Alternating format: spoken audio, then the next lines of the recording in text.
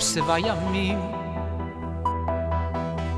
ראיתי כבר רוחות עזות ורעמים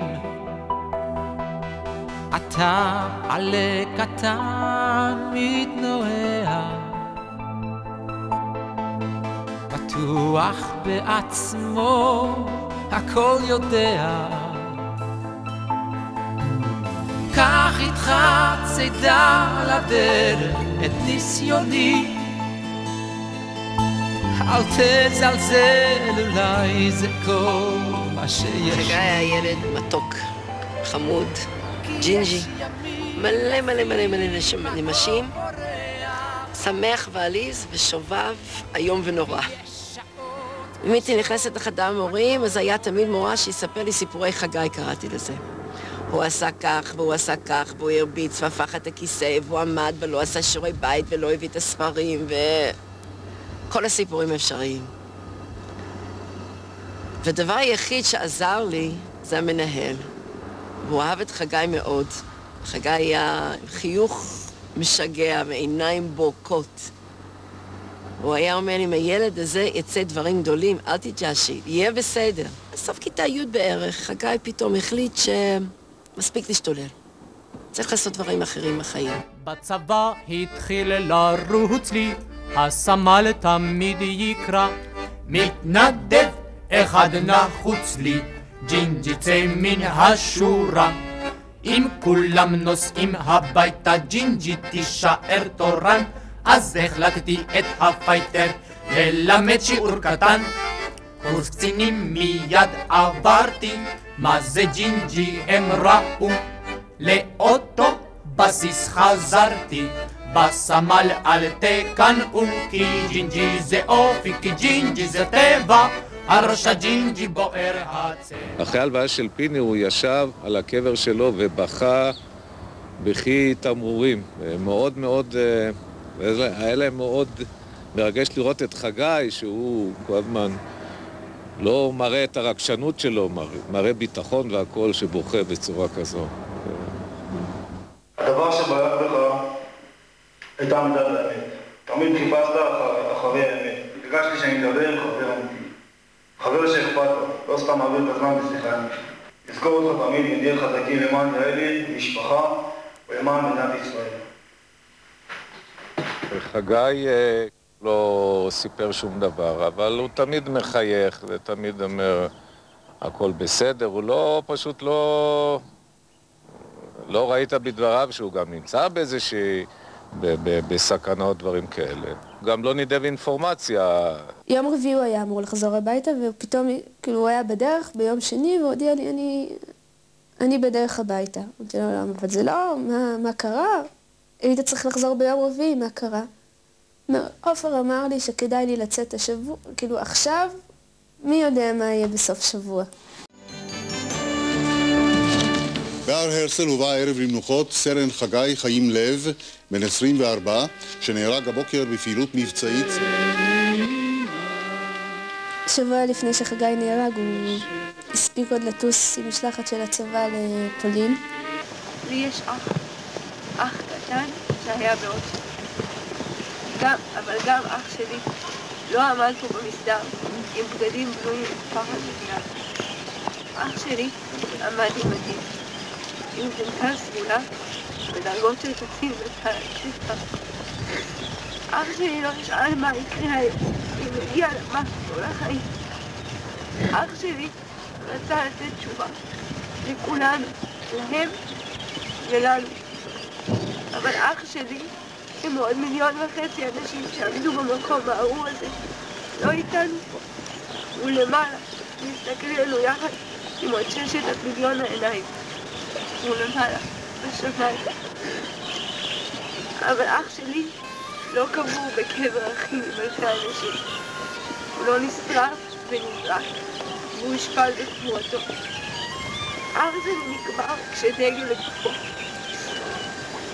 יריות של כבוד, לא של פחד, נורו מעל קיבו. אח שלי קבור בהר הרצל כבר כמה חודשים. אח שלי קבור יחד עם אחיו החיילים. במקום ששם נדמו ציפורי השיר עם ערב, שם ישבנו גם בכינו, בזוכרנו את פניו. שם נותרה עוד קרן סהר, עלי גל גוסס בנחל, שם ישבנו גם בכינו, על אחינו שלא שב. שם זכרנו, שם בכינו, שם אהבנו את אחינו, ועצי החוף הרקינו, ענפים לחים איתה. אנחנו משערים שילדים היו אלו שגילו אותם ומסרו את זה הלאה. חגי האמין, וכך הוא למד, שלא פוגעים בילדים, ודאי שלא ילדים ולא חמושים. גם חיילים שלא באו וסיפרו שהמסירות נפש של חגי והתואר מלחמה לא לפגוע בילדים מנחה אותם, כך הוא לימד אותם וזה מנחה אותם בהמשך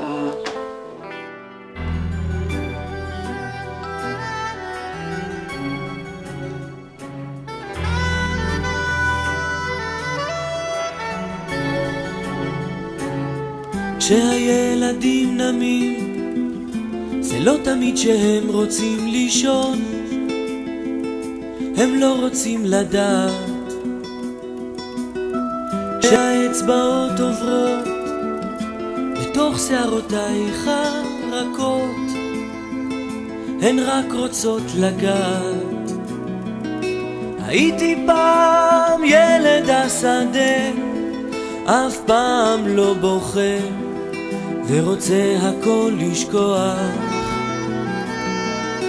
לראות את העשב שגדל, איך נחל מתפתל, ובתוך חלום לשכוח. הוא היה בן אדם אחד שהכיל את כל הסוגים של התכונות. הוא היה יכול להיות הכי ילד שבעולם, לעשות שטויות וילדותי ולעשות צחוקים ולספר שטויות ולעשות שטויות כמו של ילד. ומצד שני היה לו בגרות של הבנה ואחריות ורגישות, וכאילו כמו של בן אדם שיש לו אחריות על הכתפיים. עדיין חיילים פנו אליו, אפילו שהוא בכלל לא היה מפקד שלהם, בבעיות אישיות, היה מאוד קשור אליהם, הוא באמת עזר להם, גם אחרי שהוא כבר החליף תפקיד.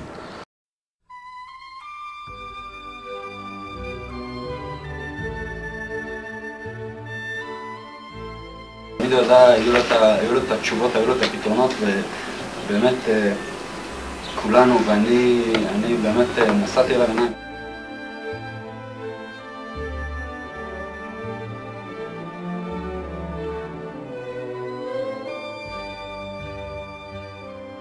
רואים את חגי, זה אדם ענק שרץ, משהו מטורף. ויש לו, הוא מבין כל מקום, מה קורה, מה פה. ואין אפילו שבוטחים בו, לא הולכים אחרי חגי, אז יודעים שיש אחרי מי ללכת. ממש כאילו הרגיש אבא של הצוות. מאוד ידע לתת ולעזור, ומאוד אהב. החום והאהבה נשפכו ממנו.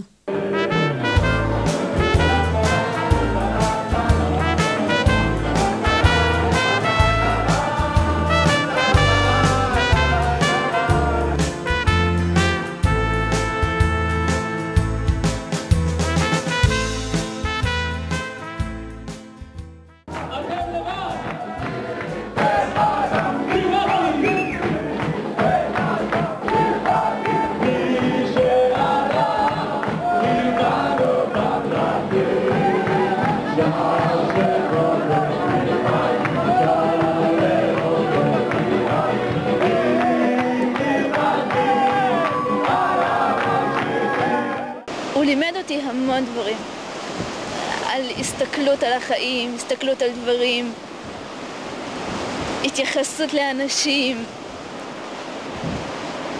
הוא השאיר בי המון המון מהתכונות האלה. אז הוא איתי, בכל מקום שאני הולכת. רוגע. הוא היה בן אדם רגוע מאוד. זה, כאילו מי שלא הכיר אותו טוב, זה היה אפילו גובל אנשים היו אומרים שזה אדישות מרוב שהוא היה רגוע, וזה פשוט היה רוגע, מין ביטחון כזה, שהכל יהיה בסדר, והכל בסדר, והכל יסתדר, והכל יהיה טוב. וזאת, היה לו פשוט אמונה מאוד מאוד חזקה שבאמת יהיה טוב. והוא לימד אותי להסתכל בצורה הזאת גם כן, שהכל יהיה בסדר והכל יהיה טוב. והוא פשוט השאיר לי את הביטחון הזה. הביתה נכנסות, אמת מרה טופחת על פנינו, ובאוויר שתיקה קשה מנשוא, בערפל בזוויות עינינו. כל כך קשה לכתוב דמעות, קשה לשאת את הדממה. כל כך קשה לשיר דמעות, וניתננו נחמה. סתם שאלות שאני משתדלת לא לחשוב עליהן, כי השם נתן, השם לקח, אין מה לעשות, ככה צריך להיות כנראה. סיים את תפקידו, עשה מה שהיה צריך לעשות. ואנחנו צריכים להמשיך את הצבא שלו, את החיים. אני חושבת שאנחנו עושים את זה, באמת חושבת שאנחנו עושים את זה, כולם עושים את זה, אני חושבת. עם הקושי ועם הכל, אנחנו לא מוותרת. ממש לא מוותרת. הלב קטן שלי תחזיק חזק הלב קטן שלי, כן לא תמיד הכל בחוץ בהיר, ברוח בשר וסופה קרה, תזכור ותתחסר, אני איתך, אני איתך. תחזיק חזק הלב קטן שלי, כן לא תמיד הכל בחוץ בהיר, ברוח שר וסופה קרה. תזכור, תתחסר, אני איתך. תחזיק חזק, עלה קטן שלי.